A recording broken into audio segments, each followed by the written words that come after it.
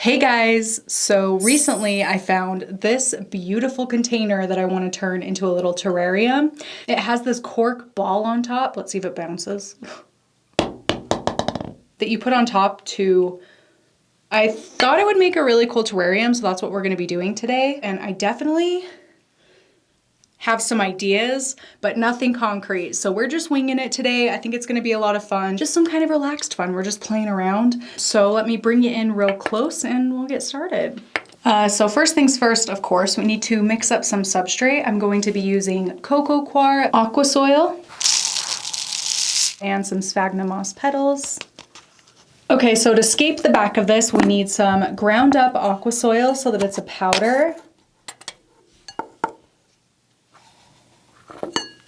Then we're gonna add, where is it? Sphagnum petals. And we're gonna wet it so that it becomes a paste.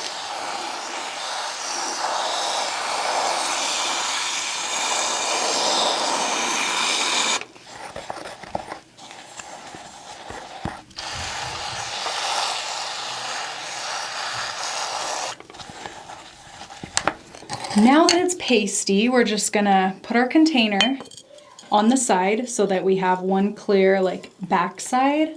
And I'm gonna just start adding this in. Should have brought a spoon, but I didn't. So we're just gonna roll with it.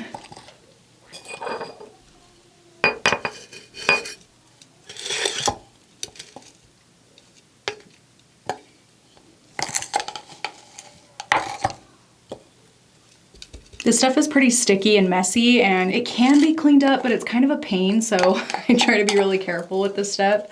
Because once it's dried, it's kind of a pain in the butt to remove.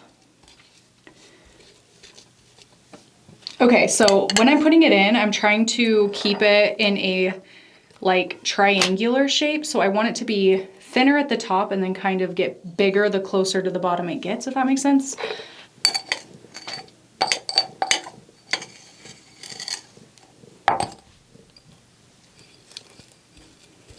Okay, and press it down real good. So, this is our backside. See that? How it's like, zoop. Now I'm gonna go ahead and add the substrate, which is cocoa coir, some non-ground up aqua soil. They're just like little beads. This is what it looks like before it's been ground up. I just have some of that mixed into here. It's very nutrient rich, so it's great for plants, great for terrariums. And then also some sphagnum moss petals to cover up the bottom.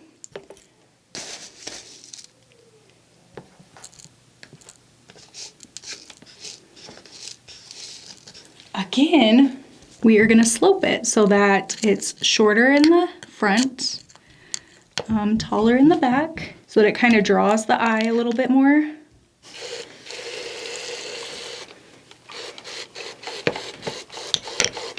Now I think I'm gonna add in all of my decorative things.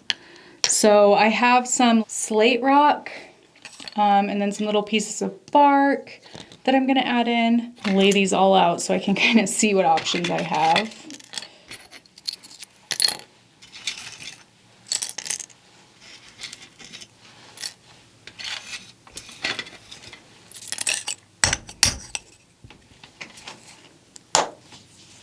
Break them up if they're too big. So I'm gonna add in my piece of wood first.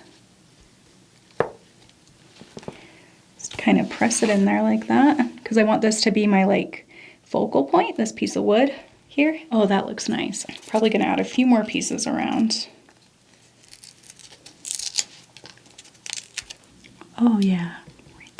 Pieces of rock. I think I'm putting it in so that there's little pockets behind each of the pieces so that I can put a few little plants in them so that it kind of like frames the plant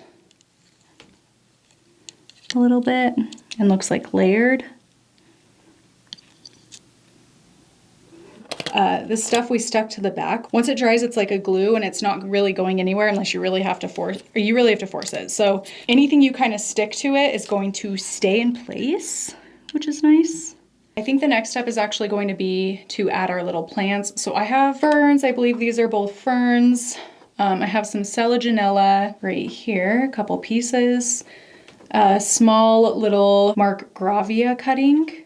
First, I think we're gonna go in with the Markgravia Syntenacii. It's really pretty, and because I want this one to be like our main plant, and I would really love for it to grow up this piece of wood. I'm just gonna nestle it in right up against this piece of wood. Right there, right at the base.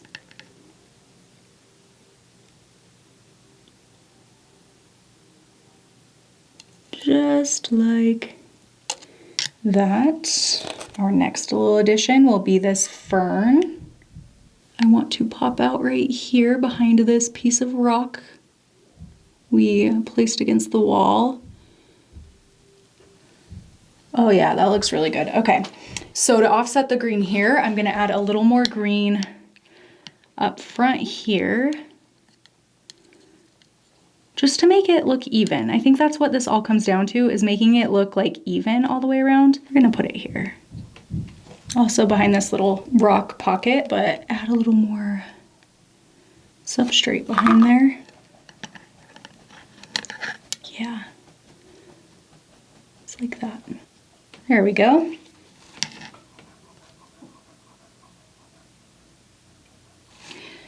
Okay. Yeah, just really going in from the biggest to the smallest again, keeping the biggest pieces in the front, smaller in the back for like perspective.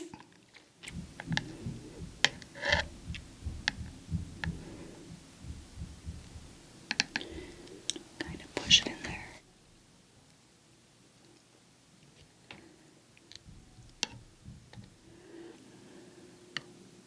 Now to fill it in a little more, I have a variety of moss here, but I'm also going to cut some of my live sphagnum moss out of this little terrarium.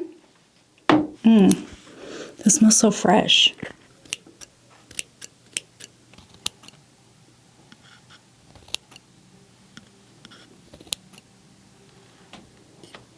And we're just gonna tuck the moss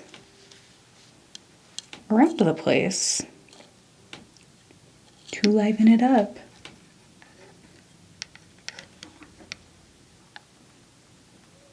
And now any more gaps, I'm just gonna add this moss, which is a little bit messy because it's been living in my bioherb for a really long time, but that's okay. And the cool thing about using this aquasoil pasty background is you can stick moss directly to it.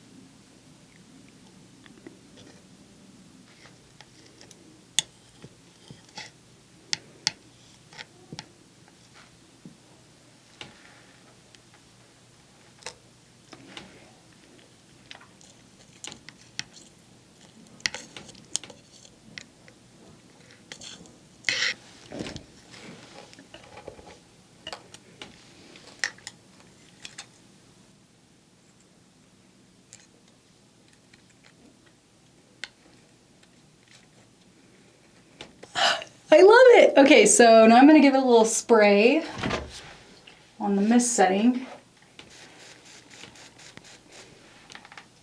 Okay, so I'm gonna put the lid on, and this is the finished terrarium. I really like how it turned out. Like I said, I wasn't sure where I was gonna go with this when I started, but I'm really happy with where we end up. Really, really fun. If you're feeling a little bored, this is a great little project. I really, really like the way it turned out, and I highly recommend making little terrariums like this for any plant people out there who need a new planty project to work on. This is so fun, so like relaxing, and I don't know, it's just a good time. It's an all-around good time. I know the glare has made it a little bit hard to see, but I hope that it's been a fun video to watch, and that is it for this one. Thank you so much for watching, and I will see you in my next one. Bye!